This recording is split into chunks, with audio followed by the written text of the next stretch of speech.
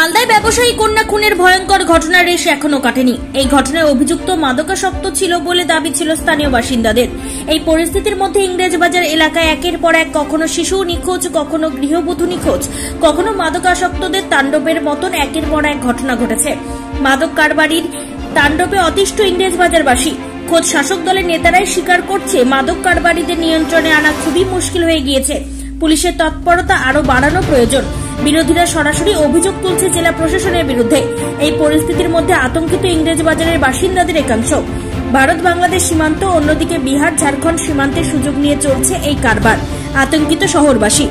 আতঙ্ক তো আছে, কারণ বাচ্চা মেয়েটার জবে থেকে এইভাবে মুন্ডু কাটা হয়েছে, তারপর থেকে মানে সবারই, প্রত্যেকটা মানুষের মধ্যে আতঙ্ক আছে যে হ্যাঁ আমার বাচ্চা এখন স্কুলে গেছে, স্কুল থেকে আসবে কিনা এটার কোনো ই নাই। কেউ যদি নিয়ে মানে অনেক রকম ভাবে টেনশন আছে, গার্জেনদের অনেক টেনশন আছে বাচ্চাকে নিয়ে। কি চাইবেন পুলিশ প্রশাসনের কাছে? পুলিশ প্রশাসন এবং সরকারের কাছে চাইবো যে এই জিনিসটাকে নিয়ন্ত্রণ করার উপায় বের করুন এবং অতি সত্বর এই নেশা বন্ধ করুন। নেশাটাকে বন্ধ করা উচিত একদম। আমার নাম শিপ্রা ঘোষ। যেখানে যেখানে ড্রাগের আছে আমরা এবার পাড়া কমিটি করে, ওয়ার্ড কমিটি করে এই ড্রাগের বিরুদ্ধে আমরা নাম, কারণ এই ড্রাগের জন্য ছেলেরা খারাপ হচ্ছে, ড্রাগের জন্য ক্রিমিনাল কাজ হচ্ছে। সারা ইংলিশ বাজার জুড়ে একটা আতঙ্কের পরিবেশ সৃষ্টি হয়েছে এবং আমরা কয়েকটি ঘটনার যদি পারস্পরিক পরপর দেখি তাহলে দেখা যাবে চাঁচলের ডাকাতি আরম্ভ করে বুলবুজলের ডাকাতি, শহরের সৃষ্টি কেশরীর হত্যা থেকে আরম্ভ করে বিভিন্ন জায়গায় গুলি, এই ঘটনা সারা মালদা জেলা জুড়ে চলছে এবং তার মধ্যে শহরের অবস্থা সমস্ত খারাপ।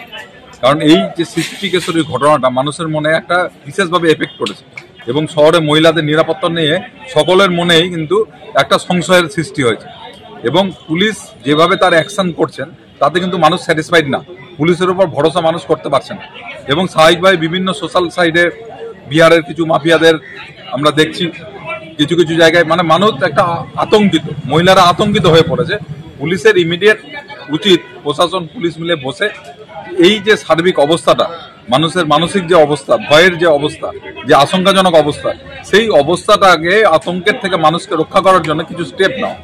আমি যে রেল এলাকার অনেককে দেখছি যারা চাকরি করার পর বাবা মা বাড়ি বিক্রি করে পালিয়ে গেছে, বাবা মা মৃত্যুবরণ করেছে, পুরো শহরে হচ্ছে।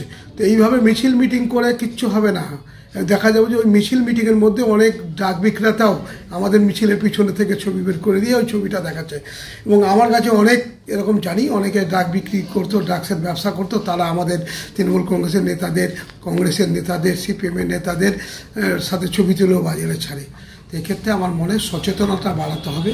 এসব ছেলেপেলেদের চিহ্নিত করে তাদেরকে হোমে রেখে বা বিভিন্নভাবে তাদেরকে এই নেশা থেকে দূরে রেখে তাদেরকে ভালো কাজের পথে বা ভালো পথে আনলেই সফল হবে। নাহলে কিন্তু এই সামগ্রিক মিছিল মিটিং করে এসব করে কিছু হবে না। টিভিতে ছবি হবে আর আমাদের প্রচার হবে।